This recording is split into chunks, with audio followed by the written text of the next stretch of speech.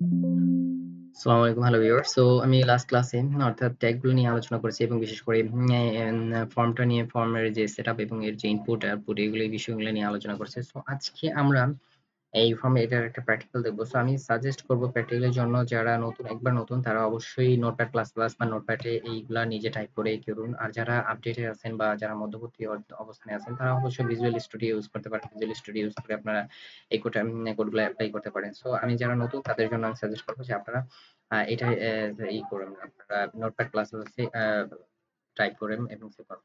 তো আমি এখানে আমাদের যে প্রসেসটা সেটা আমরা দেখাবো।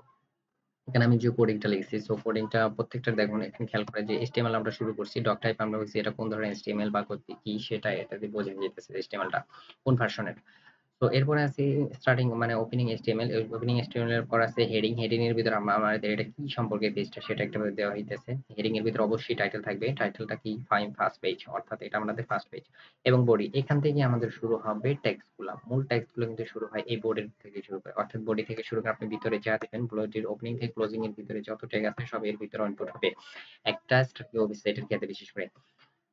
তো আমরা এখানে দেখতেছি হেডিং এর H1 এ থাকবে হ্যালো ওয়ার্ল্ড এবং প্যারাগ্রাফ আকারে থাকবে দিস ইজ এ প্যারাগ্রাফ, এবং স্ট্রং বোল্ডে থাকবে এটা বোল্ড। স্ট্রং এ আমরা আমরা কিন্তু ট্যাগ গুলো ডিসকাশন করতেছি। আমি বলছিলাম গত ক্লাসে আপনাদেরকে প্র্যাকটিক্যালি দেখাবো যে ট্যাগ গুলো আসলে কোন ট্যাগে কিভাবে ইউজ করে, এবং প্রত্যেকটা ক্লোজিং এ দেখেছি স্ট্রং বোল্ড আর টেক্সট বোল্ড টেক্সট, অর্থাৎ এই স্ট্রং ট্যাগটা দেওয়া থাকলে এই লেখাটা বোল্ড করে দেখাবে, এবং ইএমপি দিয়ে বুঝে ইটালিক টেক্সট, অর্থাৎ ইএম থাকলে এটা বুঝতে হবে ইটালিক টেক্সট, এই লেখাটা ইটালিক আকারে হবে। ইউ মানে আন্ডারলাইন টেক্সট, ইউ এ দিয়ে এই লেখাটা নিচে একটা আন্ডারলাইন হবে মার্ক, এই লেখাটা আসলে হাইলাইটেড করা টেক্সট হবে। মার্ক দেওয়া থেকে এটা হাইলাইটেড টেক্সট হবে, এবং sub H sub two sub A ও সাব, অর্থাৎ এটা দিয়ে বুঝাইছে আমরা H2O।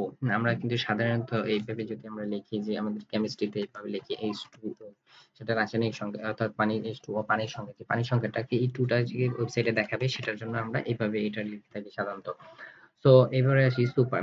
E E is equal M C, অর্থাৎ equal M C is equal super into two, অর্থাৎ এই সুপার দিয়ে বুঝাইতেছে এম সি এর উপরে এই টুটা বসবে। আমরা জানি এইচ টু ও, এই টু এইচ টু ও, অর্থাৎ এই টুটা থাকবে এইচ এর নিচে এবং এই টুটা থাকবে সি এর উপরে, অর্থাৎ এটা আমাদের জানি যে ইকুয়েশনটা। সো এখানে আমরা বুঝতেই পারতেছি স্মল স্মল দিয়ে ট্যাগটা দিয়ে স্মল টেক্সট বোঝায় ইমেজ সোর্স, অর্থাৎ আমরা যদি কোনো ইমেজ দিতে চাই, আমি বলছিলাম যে ইমেজ ট্যাগ দিয়ে আমরা কোনো ইমেজ দিতে চাইলে ইমেজ সোর্স দিয়ে এখানে একটা ইমেজ দিয়ে দেব। আমরা সে ফর এক্সাম্পল আমি এখানে একটা ইমেজ দিতেছি, ফটো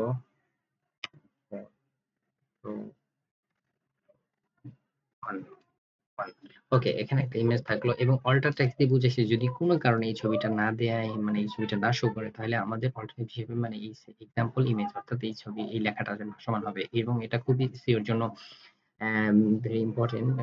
একটা ওয়েবসাইটে এই ধরনের থাকে, এবং এসইআর আমি ক্লাসগুলো নিয়েছি, সেগুলো আপনারা দেখে নেবেন সময় নিয়ে।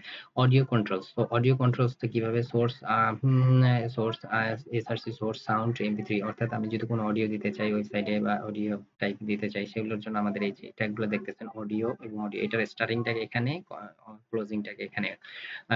এবং এখানে আমাদের দেখতেছি যে এই যে ট্যাগটা এটা হচ্ছে সাধারণত বডির ভিতরে যে সোর্সটা বসানো হয়েছে সেটা। ভিডিওটা সেম প্রসেসে, ভিডিওর তো ওয়াইড এবং হাইটটা যদি আমি দিতে চাই সেটা এখানে দেওয়া আছে, এবং সোর্সটাও দেওয়া আছে এখানে। আমি সোর্সটা এখানে আমি জাস্ট আপনার ভিডিও যেটা আছে আপনার ওই ব্রাউজার থেকে সেই ভিডিওটা এখানে দিয়ে দিবেন। ওকে, এরপরে আপনি হয়তো ভিডিওটা দিয়ে দিবেন অথবা আপনার ভিডিওর লিংকটা কপি করে দিবেন, সেটাও আপনি পারেন as you wish. So video টাইপটা হবে এমপি3 বা এমপি4। ওকে, এমপি3 হবে না, এমপি4 হবে, অথবা ভিডিও টাইপ যে ধরনের হয় এমপি যা যে টাইপের হয়। ওকে, এরপরে আসি যে আমরা হেডারটা it's very important.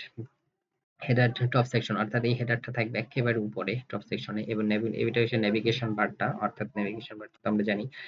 Main body, এই মেইনটা মেইন কন্টেন্ট, অর্থাৎ এই মেইন বডিতে বুঝেছি মেইন কন্টেন্ট গুলো যেটা থাকে সাধারণত মেইনের ভিতরে থাকে, এবং সেকশন, এই সেকশন গুলো আমরা এখানে একটা সেকশন ইউজ করা হয়, অর্থাৎ আমি যদি চাই এই সেকশনের ভিতরে আপনার বিভিন্ন ধরনের লেখা, ভিডিও মানে কোনো একটা টপিক অথবা ছবি অথবা ধরেন যে টিচারদের লিস্ট অথবা ধরেন শিক্ষার্থীদের লিস্ট বা শিক্ষার্থীদের রেজাল্ট ইত্যাদি একটা সেকশনের ভিতরে রাখা যায়।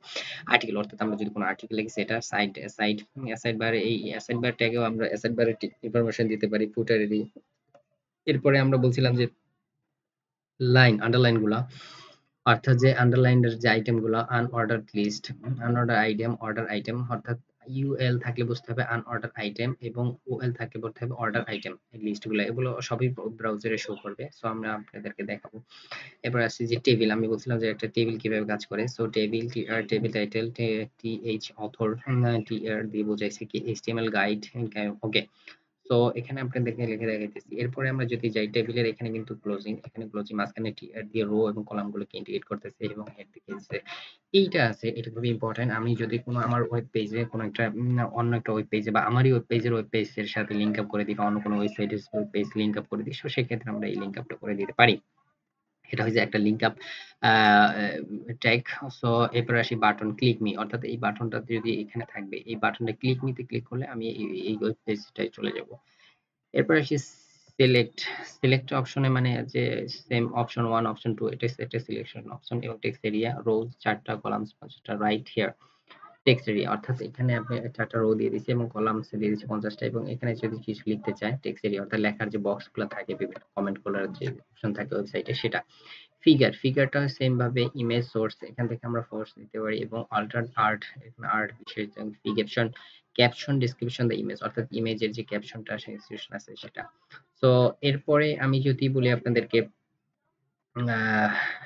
এরপরে আমি যদি বলি টাইম ডেট টাইম, এটা খুব important. Time date time update অর্থাৎ টাইম টু টাইম, এটা আপনারা এটা যদি ওয়েবসাইটে দিয়ে থাকেন বা ওয়েবসাইটে তাহলে আপনার টাইমটা ওয়েবসাইটে সরাসরি শো করবে। ওকে, এরপরে আমি যদি আবার লাস্ট আমি যদি দেখি ইমেজ সোর্সটা, এখানে আবার একটা ইমেজ সোর্স দেওয়া আছে ইউজ ম্যাপ, অর্থাৎ image source use map dot JPG use map. এখানে ম্যাপের আছে অল্টারনেটিভ অর্থাৎ ওয়ার্ল্ড ম্যাপ, পৃথিবীর যে ম্যাপটা আছে আপনি চান যে বিশ্বের মানচিত্রটা ওখানে শো করবে বা দেখাবে, যে কোনো প্রান্তে বসে দেখাবে। এটা খুবই ইম্পর্টেন্ট এসইওর জন্য, এটা এসইওর জন্য খুব ইম্পর্টেন্ট। আমি আবারও বলতেছি, সো আপনি চাইলে আপনি এটা দেখাইতে পারেন টেক্সট এরিয়া শেপ। সো এই হলো মোটামুটি। চলুন আমরা আসলে এটা প্র্যাকটিক্যালি এই ওয়েবসাইটটা দেখি যে আমাদের এই প্র্যাকটিক্যালি এই ওয়েবসাইটটা কেমন শো অফ করে। সো সেক্ষেত্রে আমরা যদি যাই, আমরা একটু ডেস্কটপে যাব। ডেস্কটপে যাওয়ার পর আমরা এখানে সিলেক্ট করছিলাম এইচটিএমএল দিয়ে। ওকে, সো আমরা এইচটিএমএলটা এখানে ওয়েবসাইটে শো করতেছি। সো দেখুন এখানে কিন্তু সবগুলা এই মাত্র এতক্ষণ যতক্ষণ আমি ব্যাখ্যা করলাম, যা যা কোডগুলো ব্যাখ্যা করতেছি সবগুলো এখানে আছে। এই যে এখানে হ্যালো ওয়ার্ল্ড, ওখানে এইচ মেবি 1 দিছে, হ্যাঁ H1 দিছিলাম, তো লেখাটা অনেক বড় দেখাইতেছে এবং দিস ইজ এ প্যারাগ্রাফ, এটা প্যারাগ্রাফ টাইপের এবং এখানে আমরা অডিও ভিডিওর অপশনগুলো দিছিলাম। এই জায়গাটা বোল্ড টেক্সট, এই লেখাটা বোল্ড দেখাবে, এই লেখাটা ইটালিক দেখাবে, এটা এখানে আন্ডারলাইন থাকবে, এই লেখাটা হাইলাইট করা থাকবে, এটা H2O এটার একটা যে পানি সংকেত সেটা আমরা বলছিলাম, ই সুযোগ এমসি স্কয়ার সুপার এক্সটেন্স সাবস্ক্রিপ্ট এটা দেখাইছিলাম, স্মল টেক্সট দেখাইছিলাম, এক্সাম্পল ছবি দেখাইছিলাম, নেভিগেশন বার দেখাইছিলাম।